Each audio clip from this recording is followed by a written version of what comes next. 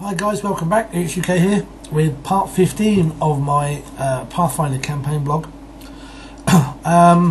So we hadn't played for almost a month pretty much with this over the Christmas New Year period, and when we went to start we had a bit of a cock up.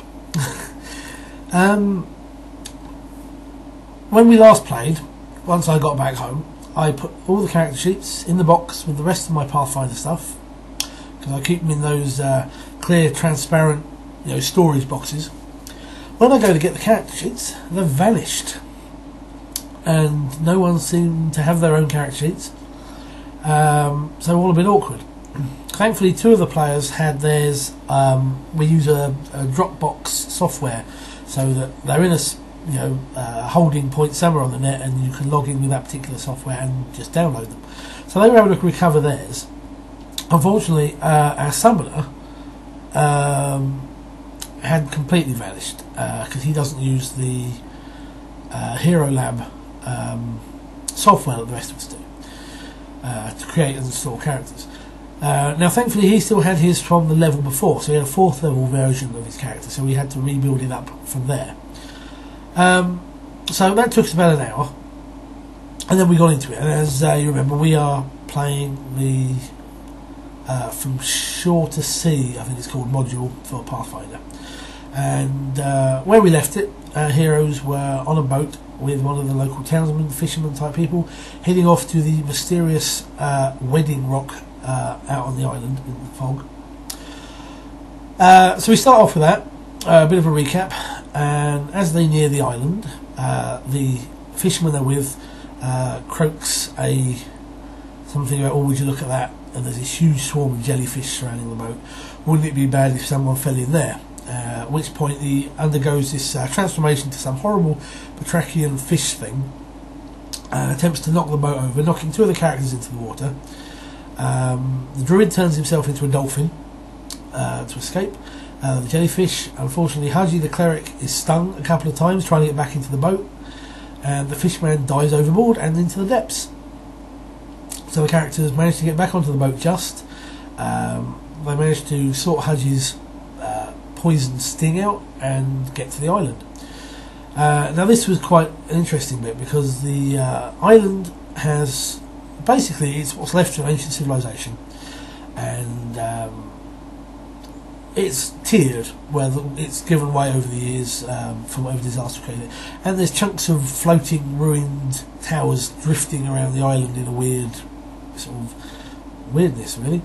So the characters try to climb the cliff and fail, at which point our summoner Bruce decides that he's going to grab them, grow wings from his eidolon, and fly up. Unfortunately, he hits whatever disturbance, magical effect, whatever it is, that's causing the island, the ruins, to float about, and he's sent flying, thankfully, onto the upper level they were trying to get to, but hit with some force. And he took a fair bit of damage. The other two took hardly any from the impact. So they all landed on something soft, i.e. Bruce. And it's kind of, let's not do that again. And there's a bit of exploration on the island. They encounter some strange starved rust monsters and query how they were on the island. But more importantly, they encounter a woman who has begun the transformation into a Gilman, and find out that this is the missing bride of the chap they rescued at the beginning of the prior session. And they have to rescue her from these strange flying seaweed kelp things, in fact aquatic cloakers, which I thought was quite a nice image for that particular module, that these things would be more plant-like and kelpy. Anyway, they managed to rescue her, and they find, as I say, that she is the missing bride. She warns them that there is some horrible evil beneath or on the island, a name I can't quite pronounce or remember at this particular point in time, and that the former alchemist from the town has been transformed in some way. He's now working for this big evil, but he had been working on some means of curing the Gilbert, so the villagers wouldn't turn into this particular fishy aspect. but does point out that the two fish creatures I've encountered so far, herself as a human and whatever these other ones are two completely separate things. Anyway, they want her to come with them, and she refuses. She says she's going to go back, swim back to town, find her love, and see whether, what can be done back at the village, and whether he's still interested in her. So they grudgingly let her go. Climbing up the next set of cliffs, quite easy, and they explore some of the ruins.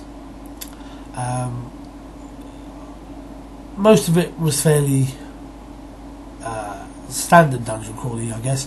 A set of ruins, a few rooms, some monsters, a bit of treasure. Two of them were quite interesting though. One was a bit of an eye-opener for me, a bit of an odd one. Something.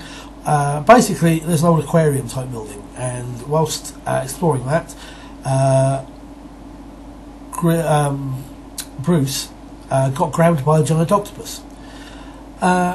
Now, this is really odd because I figure it's already grappled him. He's wobbling around in the air on one of these tentacles. The beastie should be able to get an attack on him and smack everybody else with the remaining tentacles. But it turns out that grappling Pathfinder doesn't quite work that way. If you try and do something to the person who's grappled, you have to make another basic grapple attempt, and if you fail, you lose the rest of your actions. Which kind of makes sense, I suppose, from like a wrestling grappling point of view. But if you're a giant octopus, really? So I might have to consider reworking that. There's a cat meowing in the background. May have to consider reworking that for things that have multiple tentacles like that should be able to maintain grapples and keep fighting. But that was, it doesn't really matter for this point in time. The other particularly interesting room was a orrery, one of these big, I can't call them machines that have all the planets and the stars of the solar system on it, which is guarded by a pair of phase spiders. And this was quite good because one of the items that had been found during the quest actually allowed Bruce a bonus to, I think it was spellcrafts, but without realising it also gave him kind of a sixth sense as to when this thing moved, as it slowly updated as the heavens moved. And every so often this thing activates and swings, so these huge arms with giant planets on it and stars go moving, and he's able to duck these things automatically. Everyone else didn't, and got a little bit hurt. And actually one of the phase spiders got completely mullered. It was killed by the orrery itself rather than the characters, squished between two planets that passed within close to one another, which I thought was quite a nice image. Unfortunately, during the snow we had another cock-up. The three characters were going along quite nicely, then suddenly Haji got killed by a weird lobster monster. And then suddenly it occurred to everyone that they should have another character, because Chris, who plays Bruce, had made a replacement sort of character, a character on his way to being a holy vindicator, and that was like their cleric fighter type guy. And because it'd been a month, we'd completely forgotten about him, so we hadn't been using him.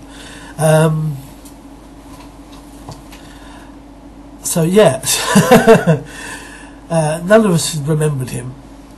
So the player of Haji has taken him over temporarily, and again he was with the other character sheet, so the gods alone know where he's got to. So they had to kind of take the notes and update him again. So all in all, a very odd session coming back in after the Christmas break. I've had a real tidy round. I don't know what the hell's happened to the character sheets. They must be around here somewhere. And completely, all of us completely forgetting an important, sort of like PC sort of character. Really odd. Hopefully the next session. I'm being attacked by a cat under here. If you'd like to see the lovely midnight. So that's what happened on that particular session. So hopefully next time, in a fortnight's time, things will be a little bit more back into the flow, as it were. But we still had a bit of fun with it, so you can't grumble. And it was good to get back into the gaming side of things. So anyway, that's what happened. Thanks for watching. So goodbye from me, and goodbye from Midnight. And see you in the next vid. Take care, good gaming. Being squished by a cat.